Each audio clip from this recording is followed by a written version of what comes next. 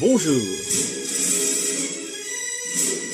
Aujourd'hui, nous parlons de la population d'Athènes à l'époque classique. L'époque classique, vous savez, c'est les 5e et 4e siècles avant Jésus-Christ. Et si Athènes est restée célèbre, c'est parce que à cette époque, il y a au 5e et 4e siècle avant Jésus-Christ, Athènes était une démocratie. Une démocratie, vous savez, c'est un système politique dans lequel le pouvoir appartient au peuple. La vraie question, c'est qu'est-ce que c'est que le peuple? Alors le peuple, à Athènes, on a une réponse simple. Le peuple, c'est l'ensemble des citoyens. Oui, mais les citoyens, c'est qui dans la population d'Athènes? Les citoyens, si on regarde un graphique, on se rend compte que c'est 10 à 15% de la population maximum, en général autour de 10%. Ça veut dire qu'Athènes, c'est une démocratie toute relative, parce que si 80% de la population, 90% même de la population est exclue de la citoyenneté, eh bien, c'est qu'Athènes n'est pas tout à fait une démocratie. Certains pourraient même dire que c'est une sorte d'oligarchie. Une oligarchie, c'est un système politique dans lequel le pouvoir est exercé par un petit nombre de personnes. Oligos, en grec, ça veut dire un petit nombre. Alors, question, pourquoi les citoyens sont-ils si peu nombreux à Athènes? Les citoyens à Athènes, c'est une minorité. Une minorité parce qu'en fait, pour devenir citoyen, il y a une condition capitale, c'est qu'il faut être né de père citoyen et d'une mère qui est elle-même fille de citoyen.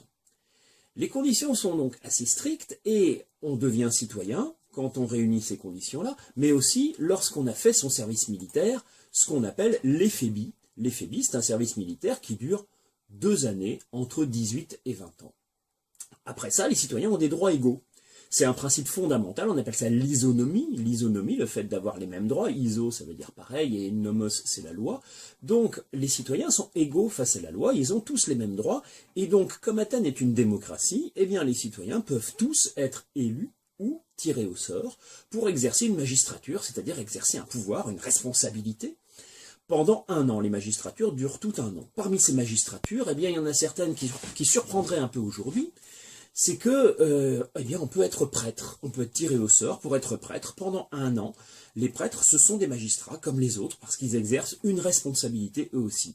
Alors, les citoyens sont donc tous égaux et peuvent donc tous exercer une magistrature.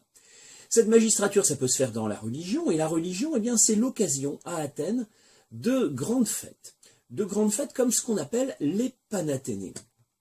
Les Panathénées, c'est un grand événement qui se produit 1 fois par an, et à cette occasion, tous les habitants d'Athènes défilent en procession, comme on le voit ici sur la frise du Parthénon qui a été réalisée par Phidias, et ils défilent dans la cité en traversant les lieux symboliques de la cité, en particulier l'agora qui est le cœur de la vie sociale de la cité, et ils se rendent à l'acropole, qui est le sanctuaire dédié à Athéna, la déesse patronne de la cité d'Athènes. À cette occasion, lors de cette procession, on peut dire que la cité, en fait, est en représentation, parce que c'est l'occasion pour les citoyens de prendre conscience de l'unité et de l'organisation de la cité. Dans cette procession, chacun est à sa place, et chacun participe à un événement collectif. On a envie de dire que la procession des Panathénées, c'est un peu leur défilé du 14 juillet, à eux, un peu l'équivalent. Alors les citoyens, ils sont environ 40 000. C'est un nombre qui est stable parce que comme seuls les fils de citoyens et de filles de citoyens deviennent citoyens, eh bien il est impossible pour d'autres de devenir citoyens. En fait, l'Ecclésia, l'Assemblée des citoyens, accorde ce qu'on appelle le droit de cité, c'est-à-dire le droit de devenir citoyen, à quelques personnes. Tous les ans, à peu près une dizaine, enfin, ça dépend des années. Ça fait pas beaucoup. Une dizaine, en fait, c'est pour des gens qui ont rendu des services exceptionnels à la cité, c'est-à-dire que c'est tout à fait exceptionnel. Donc, en fait, la citoyenneté athénienne, c'est une citoyenneté fermée. Elle n'intègre pas les non-citoyens. Alors, justement, qui sont-ils, ces exclus? À côté des citoyens, eh bien, il reste la majorité de la population. La majorité de la population, ce sont des gens qui sont exclus de la citoyenneté. Alors, il y a plusieurs catégories dans les exclus de la citoyenneté. Il y a d'abord, bien sûr, les femmes et les enfants. les femmes de citoyens, les enfants de citoyens, il y a une longue tradition dans le monde grec antique, c'est le partage des tâches. Le partage des tâches entre les femmes qui sont dévolues à la vie domestique, tandis que l'homme se consacre à la vie publique. Les femmes ne sortent pas de chez elles, les femmes n'ont aucun droit civique, elles peuvent tout juste participer à certains événements religieux spécifiques, comme la fête des ombrelles par exemple, qui est une fête religieuse réservée aux femmes, parce qu'on y vénère des divinités particulières, mais les droits civiques des femmes et la vie extérieure des femmes se limitent à cela. Quant aux enfants, bien sûr, ils n'ont pas de droit civique tant qu'ils n'ont pas fait leur éphébie entre 18 et 20 ans. Deuxième catégorie de non-citoyens, les métèques.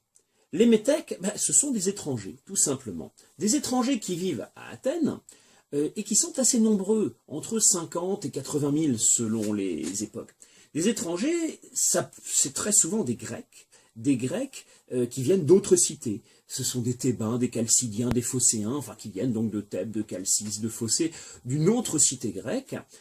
Et à Athènes, il faut savoir que les citoyens travaillent peu. Oui, parce que si on veut qu'ils se consacrent aux affaires publiques, dans une démocratie, eh bien, il faut qu'ils soient libérés du souci du travail quotidien. Donc, le bon exemple, le citoyen qui montre le bon exemple, eh bien, c'est celui qui ne travaille pas. Et si les citoyens ne travaillent pas, eh bien, il faut quelqu'un pour faire vivre l'économie de la cité. Et donc, les commerçants ou les artisans, comme on voit sur ces images, ce sont très souvent des métèques qui sont très impliqués dans les activités économiques et commerciales. Pour travailler, pour faire vivre l'économie, il faut aussi, bien sûr, des esclaves. Il faut comprendre que pour les Athéniens, l'esclavage, c'est une nécessité. Et on fait même un lien entre esclavage et démocratie. C'est le philosophe grec Aristote, le philosophe athénien Aristote, qui expliquait que pour que les citoyens puissent vraiment se consacrer aux affaires de la cité, pour qu'ils soient dignes de leur démocratie, eh bien, il fallait absolument qu'ils soient aidés pour les problèmes pratiques. C'est donc le rôle des esclaves. Les esclaves, ce sont des prisonniers de guerre. Donc, en fonction des victoires et des défaites militaires, eh bien, les esclaves sont plus ou moins nombreux. Et le nombre des esclaves, évidemment, donc, varie. Ce qui varie aussi, c'est la condition des esclaves. Pour certains, la vie peut être très dure. C'est le cas de ceux qui travaillent dans les mines d'argent du Laurion, à l'est d'Athènes, par exemple, mais pour d'autres, la situation peut être assez différente, parce qu'il y a des esclaves instruits, des esclaves qui sont employés par les familles pour administrer leurs biens, pour instruire leurs enfants. C'est aussi une réalité de l'esclavage. Alors, les citoyens à Athènes, ce n'est que 10 à 15% de la population, et ce sont eux qui bénéficient des droits liés à la démocratie. Donc Athènes, c'est une démocratie, oui, mais ça ressemble un peu à une oligarchie. Mais il ne faut pas oublier que selon le principe de l'isonomie, les mêmes droits sont garantis à égalité à l'ensemble des citoyens. Et le fait qu'il soit impossible de devenir citoyen a de lourdes conséquences sur le long terme. Le corps civique, c'est-à-dire le groupe des citoyens, l'ensemble des citoyens, le corps civique ne se renouvelle pas à Athènes. Ce sont toujours les mêmes familles, avec toujours les mêmes enfants qui deviennent citoyens, qui eux-mêmes ont des enfants qui sont citoyens, mais il n'y a pas d'apport étranger.